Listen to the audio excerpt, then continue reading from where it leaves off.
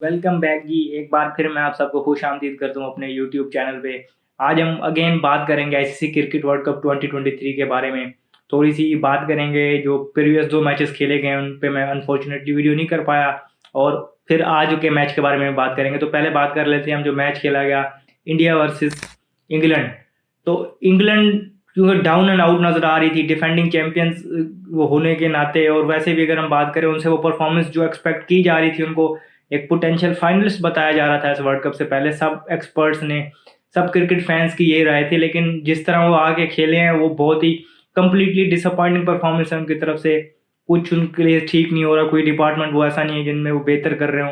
लेकिन against India हमने देखा कि उनके बॉलिंग बॉलिंग डिपार्टमेंट जो है वो फाइनली कुछ उन्होंने रिस्पाइट दिखाई और काफ़ी अच्छी बॉलिंग की उन्होंने।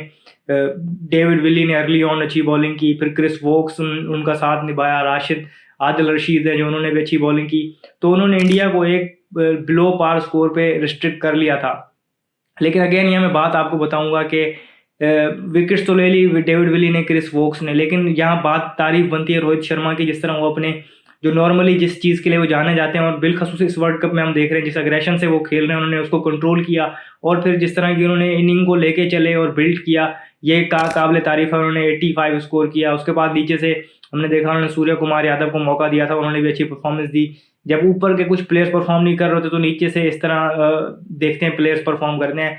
जो बात मैं यहाँ आपको स्पेशली बताना चाहूँगा वो ये है कि जिस तरह अगर किसी टीम को आपने देखना है कि वो टीम किस माहौल में है, किस मूड में खेल रही है और टीम की क्या यूनिटी है, तो आप उस टीम की जब वो बैटिंग कर रहे हैं तो ये देखें कि उनकी टेल उनके लिए कितना फाइट कर रही है। अब एक टाइम ऐसा था कि इंडिया के 9 आउट हो गए थे, बल्कि 7 आउट हो गए थे, और पीछे उनके पास 5 ओवर्स बचे हुए थे। वहाँ ये लग रहा था कि इंग्लैंड इनको ऑल आउट कर देगी बहुत जल्दी, लेकिन हमने वहाँ देखा कि कुलदीप यादव और जसप्रीत बुमराह ने जिस तरह वो पार्टनरशिप बिल्ड की, 21 रन उन्होंने उस पार्टनरशिप में बनाए सिर्फ। लेकिन बात यहाँ पर यह है कि उन्होंने पूरे 50 ओवर्स खेले, तो ये 21-22 रन का डिफरेंस आपने देख लिया फिर, क्योंकि उन्होंने 229 रन बनाए सिर्फ। तो लोग ये कह रहे थे कि लो पार टोटल है और इंग्लैंड अच्छे तरीके से चेस कर लेगा, लेकिन वो जो 21 रन मैंने बताया, अगर वो ना बनाते तो 200 तक होता है, तो वो शायद इंग्लैंड को और करीब लगता वो टोटल।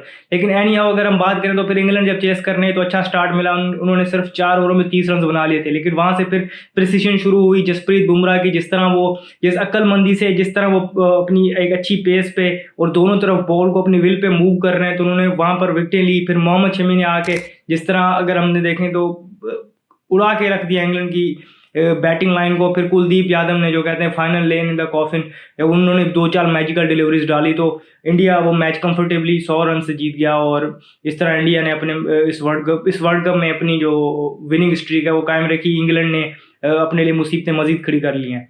फिर दूसरे मैच की अगर हम बात करें जो कल खेला गया, अफगानिस्तान वर्सेस श्रीलंका, वो एक ऐसा मैच था कि श्रीलंका भी अगर हम बात करें तो इंग्लैंड को हरा के आ रही थी, एक अच्छे मोमेंटम के साथ आ रही थी। अफगानिस्तान ने उधर ऑन द अदर हैंड पिछले 2 मैचेस इंग्लैंड और पाकिस्तान को हराए हुए थे, तो दोनों टीम्स मतलब अच्छे मोमेंटम के साथ आ रही थी। तो वहाँ पर अगर हम बात करें तो श्रीलंका ने पहले बैटिंग की, तो श्रीलंका के मोस्टली बैटर्स अगर हम यहाँ देखें तो स्टार्ट मिला हुआ है।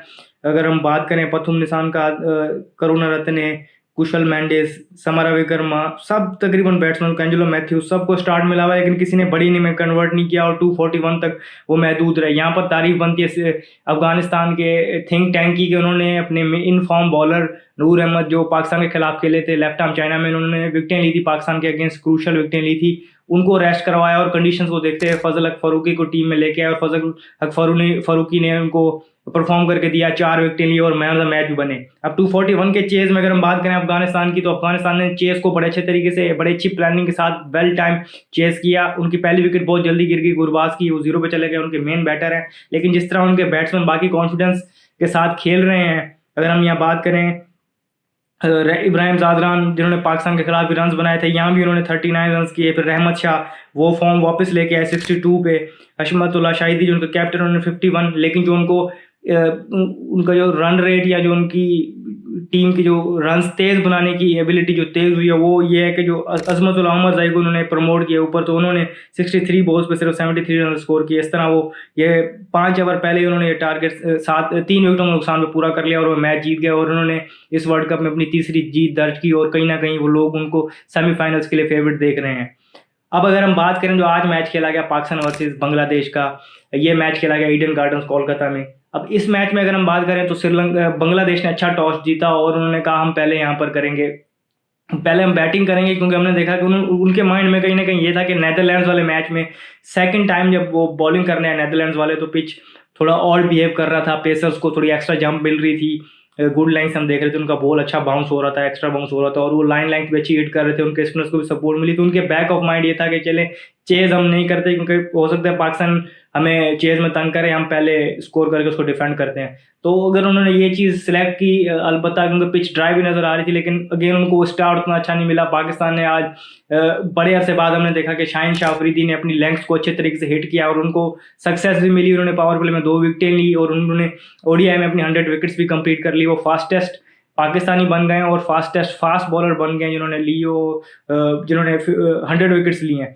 तो इस तरह पाकिस्तान को अच्छा स्टार्ट मिला। हारिस रऊफ ने भी विकेट ले ली, तो पावर प्ले में पाकिस्तान को 3 विकेट्स मिल गई।